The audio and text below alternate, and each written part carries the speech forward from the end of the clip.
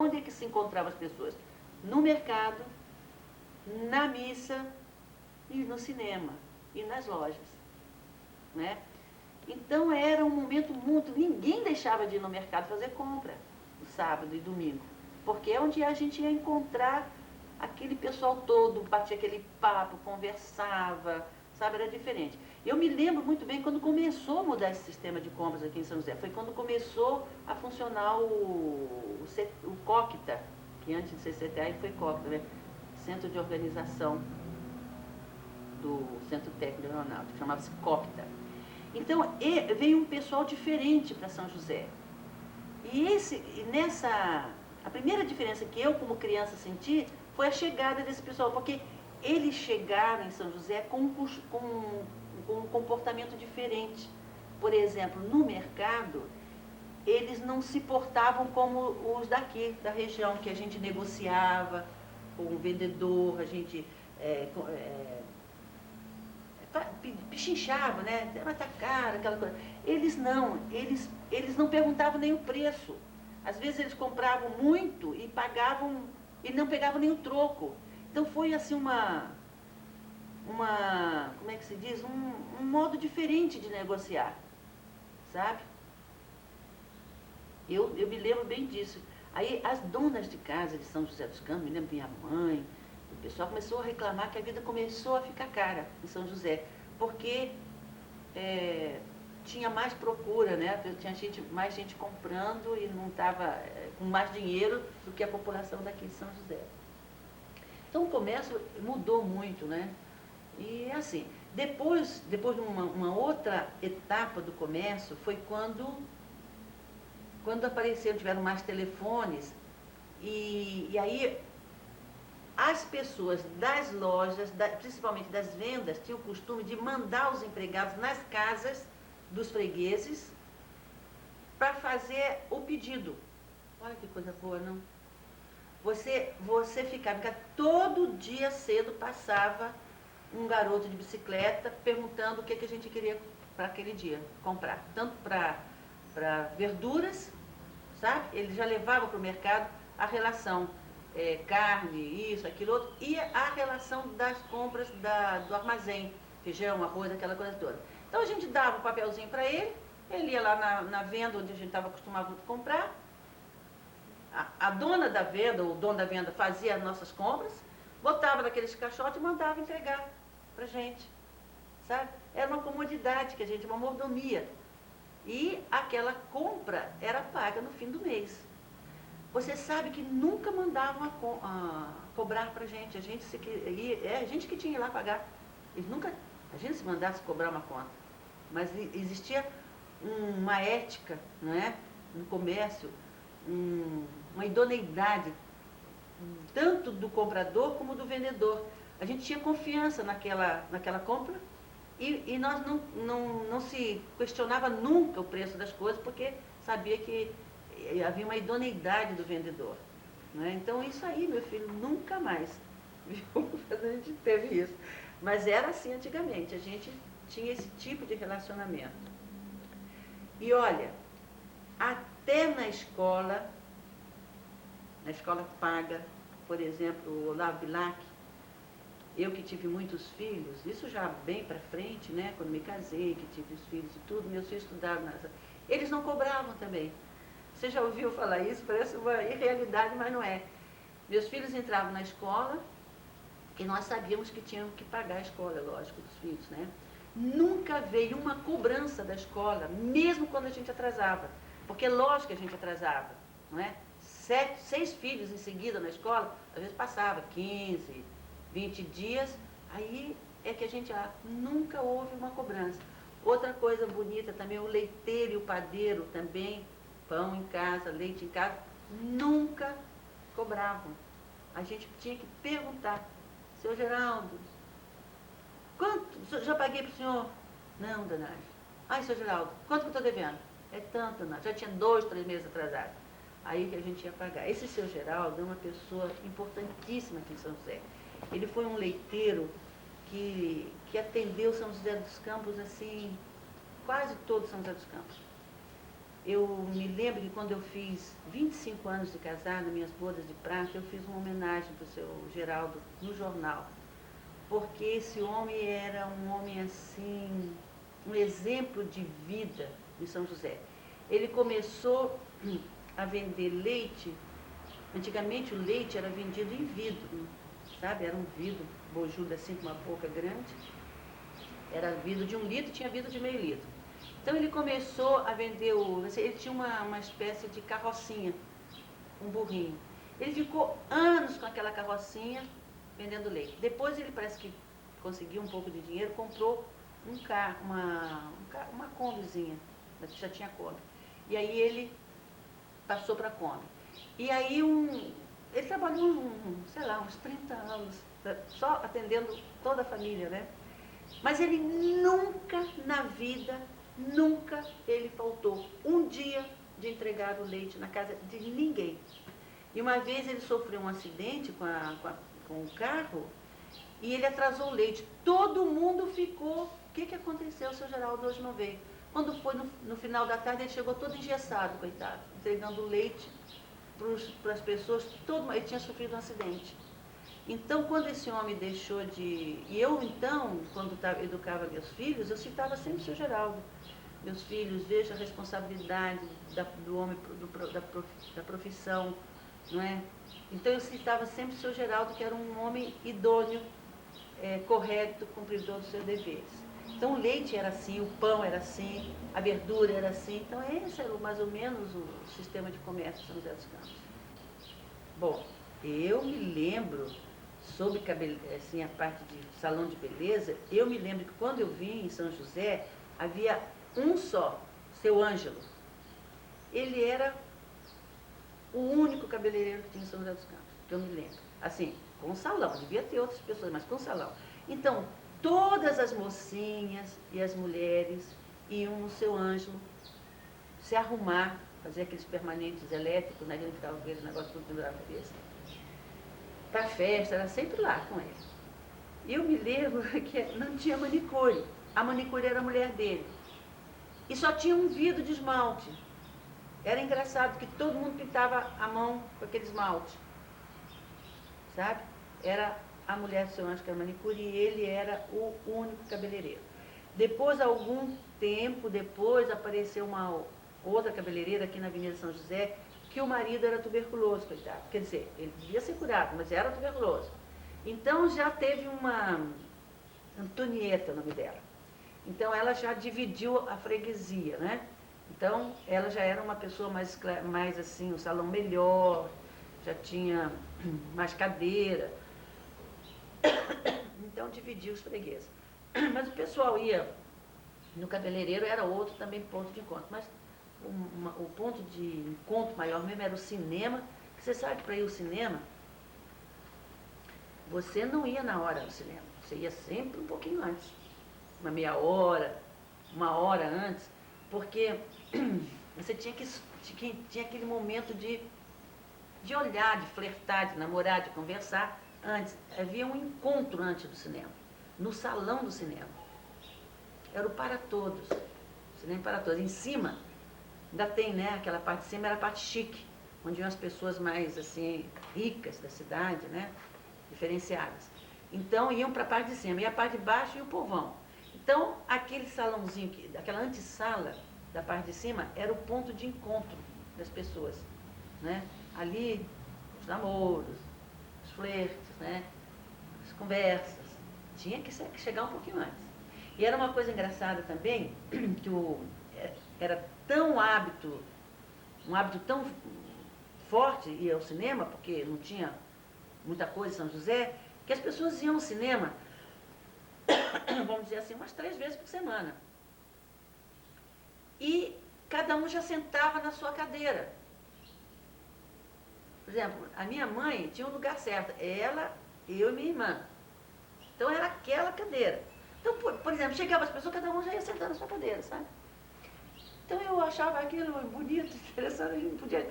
Nem que chegasse com a luz assim apagada, deixasse apagar a luz, eu sabia que aquela cadeira, mesmo no escurinho, estava vazia. A gente ia lá direto e sentava lá. E ali nesse cinema a gente era interessante, a gente sabia quem faltava o cinema, porque a maioria era gente doente, né? Então a minha mãe tinha um hábito de dizer assim, fulano hoje não veio ao cinema. E a gente falava, por que porque ele não tossiu ainda. Porque quando sentava, era comum uma música de tosse no cinema. Então, era comum. Você ouvia aquelas tosses, sabe? Aquelas tosses secas de tuberculose, sabe? Então, um tossia de um jeito, outro tossia de outro. Então, a tosse também era conhecida. Então, minha mãe dizia, ó, fulano hoje, ó, fulano veio. Mãe, chegou, ó, tá tossindo. Tá? Era comum, você fechava o olho assim, se você escutava aquelas tosses no cinema. Para você ver a quantidade de gente doente que tinha em São José, né? Chegava a aparecer nas ruas, no cinema, né? Ela era sentida a presença dos doentes nos lugares de São José. Acho que essa parte de cabeleireira era interessante, viu? As mulheres faziam aqueles permanentes, né? E se conversava também as coisas que estavam acontecendo, né? Na cidade, era tudo discutido ali no cabeleireiro. É uma cidade do interior. Para a gente ir para São Paulo, era uma viagem. Eu me lembro que minha mãe, quando ia para São Paulo, ela botava luva e chapéu. Olha, se é possível em 45 isso, né? Minha mãe botava luvinha, eu botava luvinha, porque nós íamos viajar para São Paulo. E para São Paulo, a gente ia pela Estrada Velha aqui em São Paulo, levava 5 horas de ônibus. De trem a gente... Isso já era chique, de ônibus, né? Porque a maioria é de trem. Mas de ônibus você ia parando, ia parando. Olha, quando a gente saía daqui de São José, quando chegava ali na rua Paraibuna, já era longe. Lá na... Sabe? Era longe chegar. Estrada aqui em São Paulo era de terra. Então, tome pó, viu, meu filho? Come, pó, conhece. Então chegava em São Paulo, nunca ia e voltava. Levava 5 horas para chegar em São Paulo. Você imagina como era longe São Paulo. Tudo era longe. A cidade acabava aqui na caixa d'água praticamente. Não existia existiam os sanatórios, Cetina Aranha, aqueles sanatórios mais afastados, que vinham quase dentro do mato, né? Mas o resto tudo era fazenda, aqui não existia nada. Eu me lembro quando começaram a construir aqui o Nova América, existiam uns eucaliptos lindos aqui na Avenida Anchieta, quando abriram a Anchieta, deixaram a plantação de eucalipto. Era a coisa mais linda.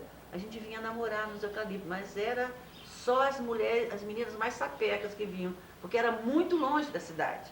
Menina que vinha namorar aqui na Anchieta, nos eucaliptos, era muito levadinha da breca, porque já vinha de bicicleta, a gente andava aqui, a cidade tinha muita bicicleta.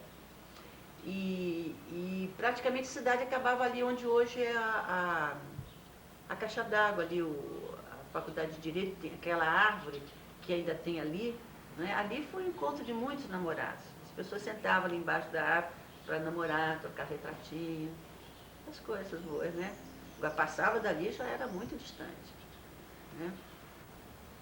O primeiro curso de alfabetização eu não me lembro, mas eu me lembro que quando eu era criança, já tinha uns 14 anos,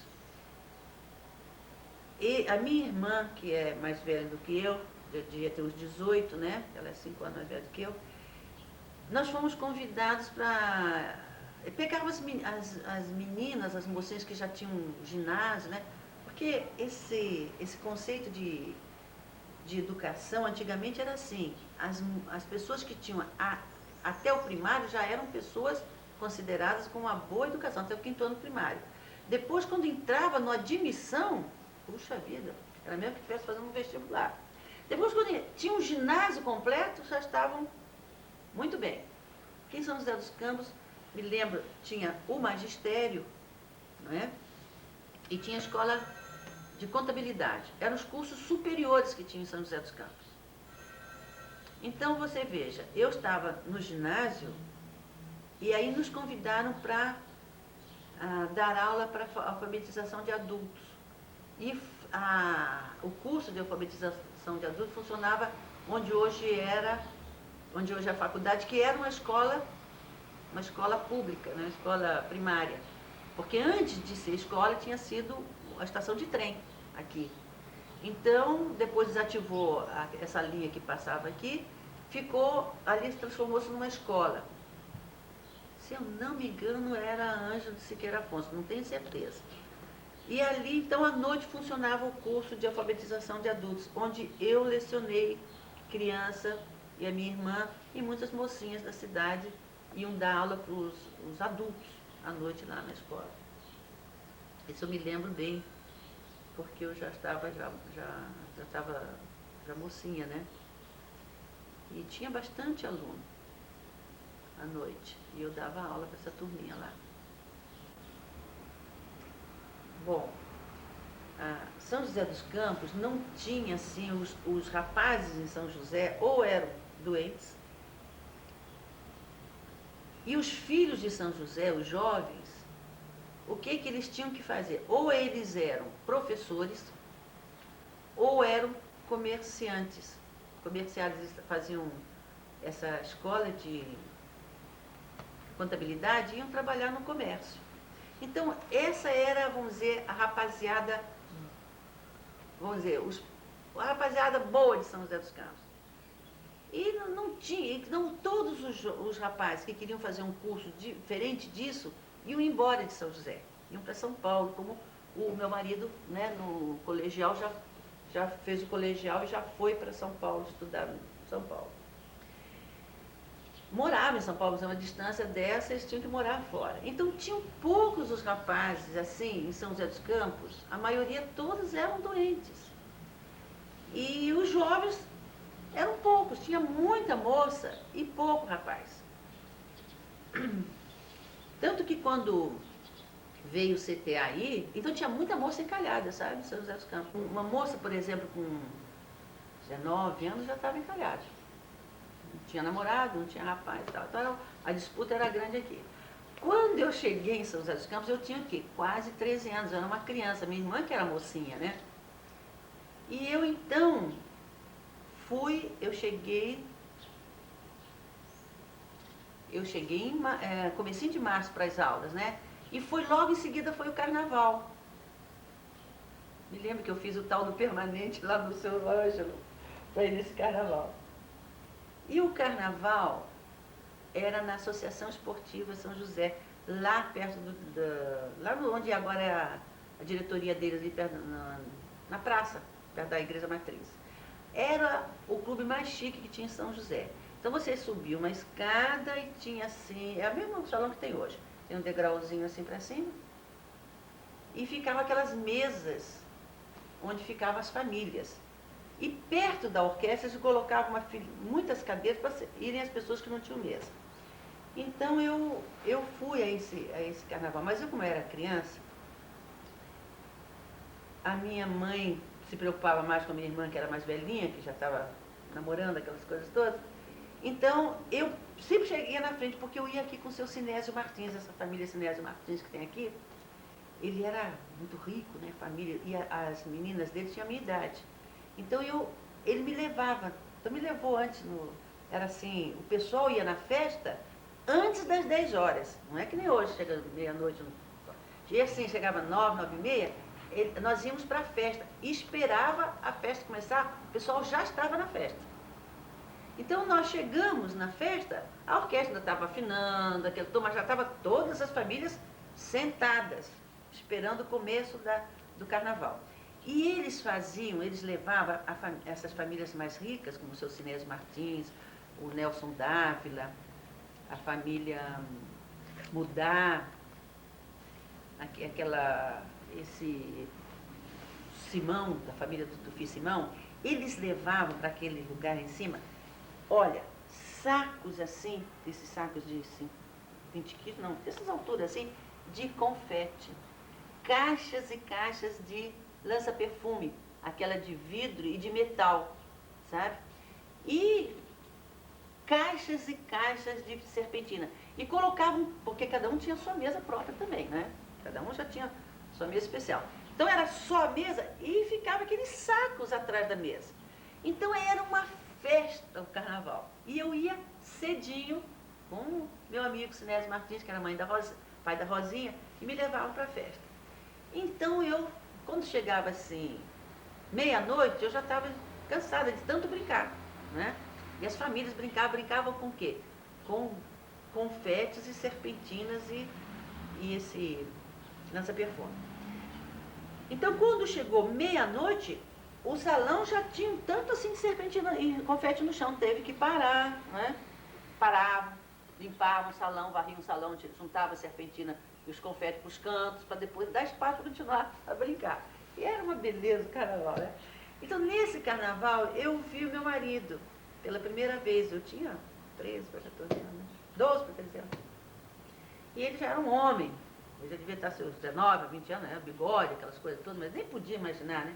Mas achei o homem mais lindo do mundo, aquele homem da lá, né? E assim de menina do lado dele, porque ele é filho de São José, não era tuberculoso e era estudante de medicina. Então ele estava assim muito cheio de moças, sabe, ao lado dele, tudo. Eu achei aquele homem mais lindo do mundo. E tinha muitas moças bonitas em São José, lindas. Tinha uma menina, vocês já, não sei se vocês ouviram falar, chamada Sidão. Ela era filha de um farmacêutico aqui, Cida Azevedo. É a moça mais linda do mundo que eu já vi. E tinha outras moças muito bonitas aqui em São José. Mas moças, né? Então, tinha muita gente assim ao lado dele. Então eu falei, acho que homem bonito, e aquela mulherada tudo bonita. Eu fiquei me babando pela aquele homem e aquelas meninas, né? E assim foi que eu vi meu marido pela primeira vez. Brinquei o carnaval, brinquei, né? Não, estou tudo errado. Eu conheci ele no 31, foi um ano depois que eu estava aqui. Não tinha 12, 13 para 14 anos. E conheci ele num baile de 31. Eu vi essa situação, meu marido assim, ele então, com aquelas moças e tal. Não era carnaval, era 31. E no carnaval do ano seguinte que eu estava aqui, eu já tinha 13 para 14 anos, foi que eu vi o Rubens assim também cheio de moça do lado, aquela coisa toda. E eu então achei assim, ele veio brincar comigo nesse carnaval, e ali nós começamos a namorar. Mas eu já tinha visto ele nessa festa de 31. E tinha gostado assim, sabe, essa bonita e tal. E aí começamos a nos namorar, eu com essa idade, né, e ele também, ele morava em São Paulo, vinha pouco e tal. Era assim que eu conheci, foi assim. E você sabe que namoro de antigamente não era como o de hoje, né? Os namoros antigamente era só de olhar, a gente só olhava. E se falava com os olhos. Então, por exemplo, quando ele me veio e me tirou para dançar e me pegou para dançar, aquilo era uma coisa para a gente desmaiar. Porque contato físico assim era muito difícil, né? Então me lembro que foi bom aquela dançar com ele, dançava-se aquela seleção que falava, ficava assim, diversas coisas, dançando, depois parava, descansava. Agora o carnaval, que aí no ano seguinte que eu brinquei com ele, é que era desse jeito. Porque o primeiro ano que eu cheguei aqui, eu cheguei depois do carnaval, já estavam começando as aulas. E o primeiro carnaval foi esse, que aí que eu brinquei com ele mesmo. Primeiro, no começo do ano, passado de ano, eu dancei e o conheci. E no carnaval nós começamos a namorar um ano depois. Ele era estudante de medicina, de família tradicional daqui, e era, então, um rapaz assim, né? Para mim, isso tudo não contou não, porque eu me apaixonei, sabe? Assim, achei o homem mais lindo do mundo, senti tudo que uma adolescente sente, né? Um amor assim, foi amor à primeira vista mesmo, amor, parecia que o chão não existia embaixo do meu pé. Então foi uma sensação boa, uma coisa boa, e me apaixonei por ele. Depois que nós estávamos namorando, já tínhamos trocado os retratinhos, aquelas coisas, aí foi que eu soube quem era ele. Não sabia nem o nome dele. Eu sabia o nome dele, Rubens, mas não sabia o sobrenome. Então sabia, aí que foi depois que nós estávamos namorando bem, é que eu soube de que família que ele era, eu sabia que ele morava em São Paulo, mas não sabia que ele estudava, não sabia o que ele estudava. Então, foi assim o começo, né? E o Rubens foi uma pessoa muito importante na minha vida, porque não só esse amor, né, que nos uniu, mas também o que eu sou hoje eu devo ao Rubens, porque ele foi um homem que me incentivou a fazer tudo o que eu fiz na minha vida, porque eu era uma criança. Então ele me incentivou tudo, e me apoiou em tudo. Tinha horas que eu tinha vontade de parar de estudar, não queria mais isso, não queria aquilo, e ele foi o meu grande incentivador, né? Foi o Rubens que me levou para o mundo inteiro, viajei no mundo inteiro com ele, me proporcionou cursos, ele me incentivou a fazer Belas Artes, eu fiz o curso de Belas Artes, me animou para entrar na faculdade, não é? Tudo com incentivo do Rubens. E foi o Rubens quem me ensinou a me preocupar com São José dos Campos, porque ele era um homem que se preocupa com a cidade. Ele já na própria profissão dele, ele quando se formou, ele teve uma oportunidade de sair do país, ele foi convidado para sair do país.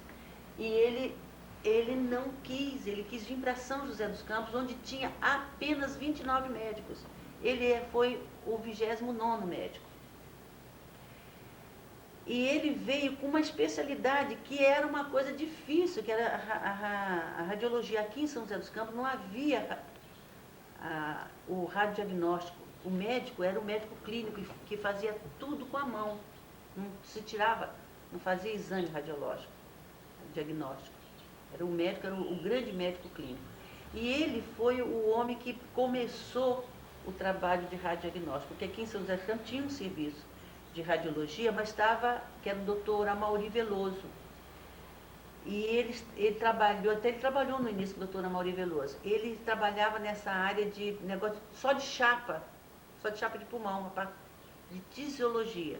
E o Rubens foi o que fez a clínica radiológica. Para a clínica, para fazer todos, foi o primeiro médico radiologista em São José dos Campos. Então ele, no começo já, o Rubens se interessou pela cidade e foi trabalhar na Santa Casa. Nós nos casamos, moramos em frente à Santa Casa. Então foi por essa, sabe, eu atendendo também esse interesse do Rubens, eu comecei a me envolver com todos os problemas sociais de São José dos Campos. Então tudo isso que eu sou, realmente fomos juntos, mais por causa do Rubens. Porque ele que se interessava pela saúde da cidade, pela parte de educação, e me deu então essa chance de eu trabalhar junto com ele, né? E aí estamos casados há 40 anos, temos 7 filhos, né? 20 netos, todos formados, 6 casados, é só a Daniela que está fazendo faculdade agora. Então essa vida é uma vida boa.